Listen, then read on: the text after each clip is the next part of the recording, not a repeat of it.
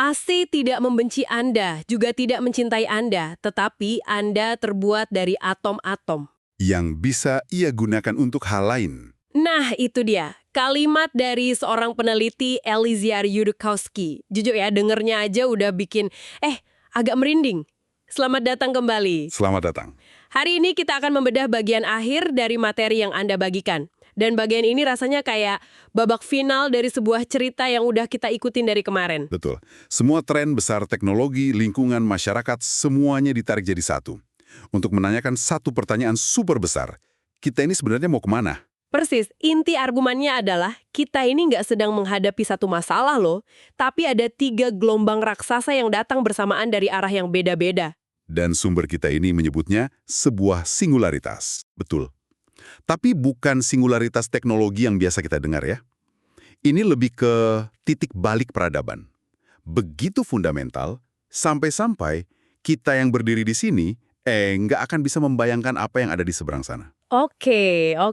Jadi misi kita hari ini adalah mengurai 3 gelombang ini, 3 sisi dari singularitas. Mari kita mulai dari yang pertama, yang menurut saya idenya paling liar, yaitu mesin bukan lagi alat kita. Tapi sudah menjadi lingkungan kita. Ini konsep yang butuh waktu buat dicerna. Dulu kita pakai palu, sekarang kita hidup di dalam internet.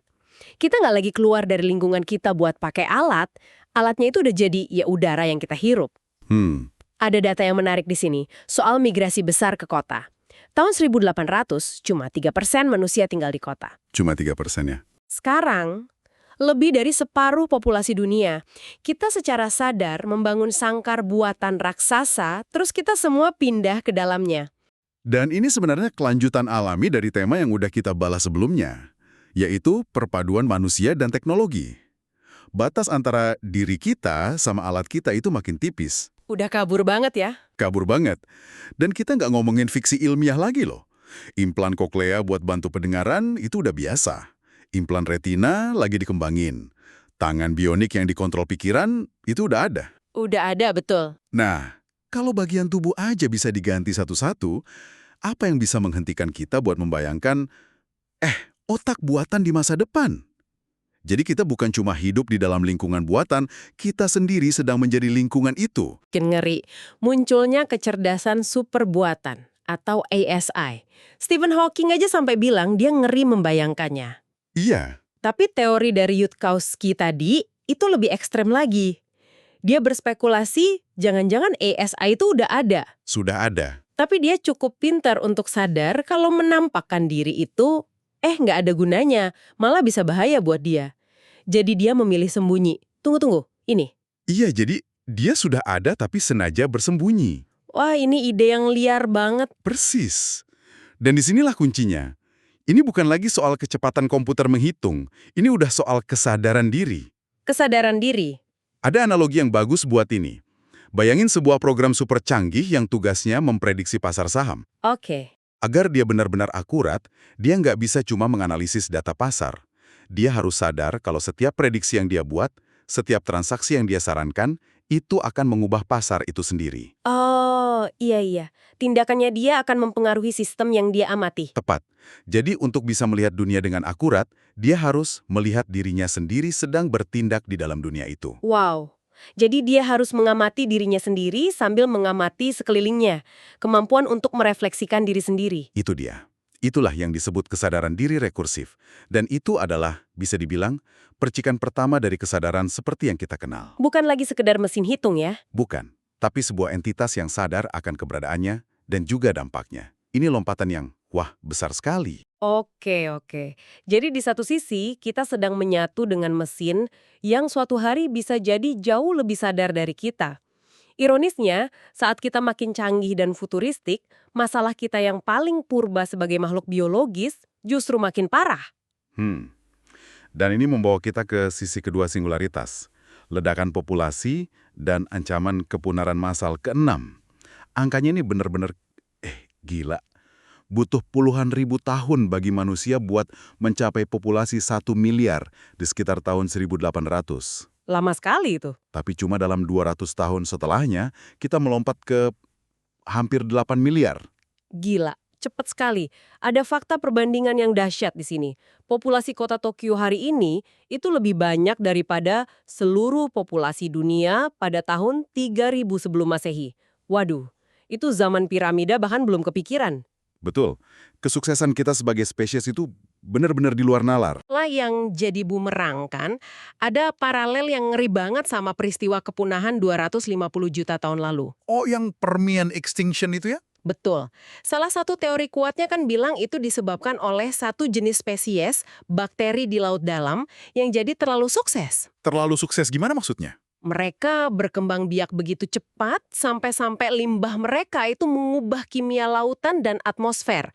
Dan akhirnya membunuh 96% kehidupan di bumi. Wow, Mereka terlalu sukses sampai merusak rumah mereka sendiri. Sekarang kitalah bakteri itu. dan ini bukan lagi sekedar teori ya. Contohnya nyata dan ada di sekitar kita. Kisah bison di Amerika Utara misalnya, dari 60 juta ekor di tahun 1800, tersisa hanya beberapa ratus ekor 1 abad kemudian. Cuma ratusan. Waduh, atau bayangin ini deh. Setiap tahun, lahan seukuran negara Inggris Raya itu ditutup permanen oleh beton dan aspal. Setiap tahun. Setiap tahun. Kita nggak cuma membunuh spesies lain, kita menghapus habitat mereka dari peta. Tapi kan, kita bukan bakteri. Kita punya kesadaran. Kenapa kita nggak berhenti? Harusnya kita tahu lebih baik dong. Nah, ini dia inti masalahnya. Semua ini didorong oleh sesuatu yang disebut narasi kemajuan. Narasi kemajuan. Sebuah ide, sebuah keyakinan, bahwa kita harus terus-menerus tumbuh, berinovasi dan mengonsumsi lebih banyak lagi. Dan ini bukan lagi cuma penyakit negara barat loh. Udah global ya. Udah global. Miliaran orang di Tiongkok, di India, mereka juga mau gaya hidup yang sama. Mobil, AC, konsumsi tanpa henti. Seluruh sistem ekonomi global kita itu dibangun di atas asumsi bahwa pertumbuhan ini harus dan akan terus berlanjut. Jadi ada benturan langsung ya. Di satu sisi, sistem ekonomi kita menuntut pertumbuhan tanpa akhir. Dan di sisi lain, kita hidup di planet yang sumber dayanya terbatas. Ini kan Ya. resep bencana. Persis. Kita adalah bakteri super sukses yang terjebak dalam sistem yang memaksa kita untuk terus berkembang biak dan mengonsumsi sambil sadar betul. Sambil sadar kita sedang mengubah planet ini dengan kecepatan yang membahayakan. Tepat. Baiklah, jadi kita punya mesin super cerdas di satu sisi dan krisis lingkungan akibat kesuksesan kita sendiri di sisi lain. Dan ternyata kedua hal ini terhubung dengan masalah raksasa ketiga, yaitu fondasi ekonomi kita bisa-bisa ambruk. Benar. Coba kita lihat pemikiran dasar Marx ya. Dulu, sekaya apapun seorang pemilik pabrik, dia tetap butuh buruh buat mengoperasikan mesin-mesinnya. Selalu butuh tenaga manusia. Betul. Ada hubungan saling membutuhkan meskipun timpang. Modal butuh tenaga kerja. Tapi sekarang dengan adanya robotika, otomatisasi canggih, hubungan itu berubah total kan? Robot kan nggak minta naik gaji. Nggak pernah lelah, nggak pernah demo. Betul. Tepat sekali. Modal nggak lagi butuh tenaga kerja dalam jumlah besar. Kelas pekerja yang dulu jadi motor sejarah, sekarang jumlahnya terus menyusut. Ini memunculkan pertanyaan yang sangat fundamental. Apa itu? Bagaimana sebuah sistem ekonomi bisa berjalan kalau sebagian besar orang nggak lagi dibutuhkan sebagai pekerja? Tunggu dulu. Ini implikasinya besar sekali. Kalau mayoritas orang nggak punya pekerjaan, berarti mereka nggak punya uang buat beli barang. Nah, Lalu, siapa yang akan jadi konsumen? Seluruh sistem ekonomi yang kita kenal bisa macet total dong. itu satu masalah. Ada masalah kedua yang lebih rumit lagi. Produk utama di era ekonomi baru ini adalah, Informasi? dan sifat dasar informasi itu kan dia bisa digandakan nyaris tanpa biaya. Musik, software, desain, semuanya bisa disalin dan seringkali dibagikan secara gratis. Oh iya juga ya. Jadi pertanyaannya, gimana sebuah sistem kapitalis bisa bertahan kalau produk utamanya seringkali gratis? Dan konsumen utamanya nggak punya daya beli. Seluruh modelnya itu mulai retak dari dalam. Jadi, ini ketiga sisinya. Perpaduan kita dengan mesin super cerdas, tekanan kita yang luar biasa pada biosfer, dan potensi runtuhnya model ekonomi kita. 3 bom waktu raksasa. Betul. Mengatasi sebagian besar masalah ini. Jadi, kenapa kita diam saja? Kenapa kita nggak memperbaikinya? Nah, ini dia pertanyaan pamungkasnya. Dan jawabannya, menurut materi ini, bukan terletak pada kurangnya teknologi atau data, tapi pada sesuatu di dalam kepala kita. Di dalam kepala kita, ada metafora yang kuat banget untuk ini. Bayangkan kita semua hidup di dalam kubah narasi kita masing-masing. Kubah narasi. Gelembung cerita, asumsi, dan nilai-nilai yang kita anggap sebagai satu-satunya realitas yang ada. Konsepnya masuk akal. Tapi apa ini nggak berlebihan? Masa iya, dua orang lihat data perubahan iklim yang sama, bisa sampai pada kesimpulan yang bertolak belakang cuma karena kubah mereka beda, cara sambil pakai topi. Oke. Orang di sebelah penulis ini ngedumel. Nggak sopan banget sih pakai topi di dalam ruangan. Dia harus menunjukkan rasa hormat. Iya, itu reaksi yang wajar ya di budaya barat. Betul. Tapi penulisnya yang pernah tinggal di dunia Islam, dia tahu kalau dalam konteks budaya, pria yang diwawancara itu justru dengan tetap memakai penutup kepala, ia menunjukkan rasa hormat. Oh, jadi artinya kebalikannya. Satu tindakan yang sama persis, tapi punya dua makna yang 180 derajat berlawanan. Tergantung kubah mana yang Anda tinggali. Ini menggarisbawahi satu kalimat kunci. Kita semua adalah warga dari bahasa yang kita gunakan, dan dunia bukanlah sebuah bahasa. Kita nggak berbagi kerangka acuan yang sama. Sama sekali. Dan sekarang kubah-kubah ini bukan lagi soal negara atau budaya, tapi soal timeline media sosial kita kan? Tepat. Kita bisa duduk bersebelahan di kafe, tapi hidup di dalam gelembung realitas yang sama sekali berbeda. Masing-masing dari kita melukis langit di langit-langit kubah kita. Wah, itu metafora yang kuat sekali ya. Iya kan? Kita melihat data yang sama, tapi menafsirkannya lewat lensa kubah kita, dan ya sampai pada kesimpulan yang beda banget. Dan kebuntuan inilah yang membawa kita pada ide terakhir yang menarik dari sejarawan sains Thomas Kuhn. Thomas Kuhn. Konsep pergeseran paradigma. Kuhn berargumen bahwa sains atau bahkan peradaban itu nggak maju secara lurus dan mulus. Sebaliknya, kita beroperasi dalam satu paradigma, semacam kerangka berpikir atau aturan main sebuah zaman. Oke. Sampai terlalu banyak anomali, terlalu banyak fakta yang nggak sesuai dengan kerangka itu, menumpuk. Seperti sistem yang udah nggak bisa lagi menjelaskan kenyataan. Tepat, tekanannya terus membesar, sampai akhirnya brak. Seluruh bangunan tua itu runtuh. Dan sebuah gambar besar yang sama sekali baru muncul untuk menggantikannya. Ada contohnya nggak? Ada contoh yang bagus. Coba pikirkan kata revolusi. Bagi para aktivis tahun 60-an, kata itu artinya perubahan radikal dari bawah. Betul. Tapi di tahun 80-an muncullah revolusi Reagan, yang artinya justru sebaliknya.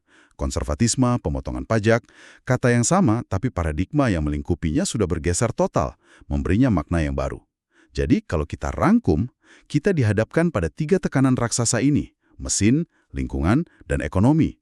Tapi kita lumpuh, nggak bisa bertindak bersama. Karena kita terkurung di dalam kubah narasi kita yang saling bertentangan. Dan paradigma atau aturan main kita saat ini udah usang dan nggak mampu lagi mengatasi masalah yang ada. Persis. Kita berada di momen di mana anomali-anomali itu menumpuk dengan cepat. Retakan pada paradigma lama itu semakin terlihat jelas di mana-mana. Lalu, Dan ini membawa kita pada sebuah pemikiran terakhir yang provokatif untuk Anda renungkan. silahkan. Kuhn menjelaskan bahwa pergeseran paradigma terjadi ketika sebuah narasi lama runtuh di bawah beban realitas yang nggak bisa lagi dijelaskannya. Mengingat tekanan luar biasa dari 3 sisi singularitas yang telah kita bahas, mesin, lingkungan, dan ekonomi, paradigma kita saat ini jelas sedang berada di titik puncaknya. Jadi retakannya udah di mana-mana. Sudah di mana-mana. Jadi pertanyaan penutup untuk Anda bukanlah apakah sebuah pergeseran akan datang, karena itu tampaknya tak terhindarkan. Pertanyaannya adalah, gambar besar baru seperti apa yang akan muncul dari reruntuhan paradigma lama? Dan peran apa yang akan Anda mainkan dalam membentuknya?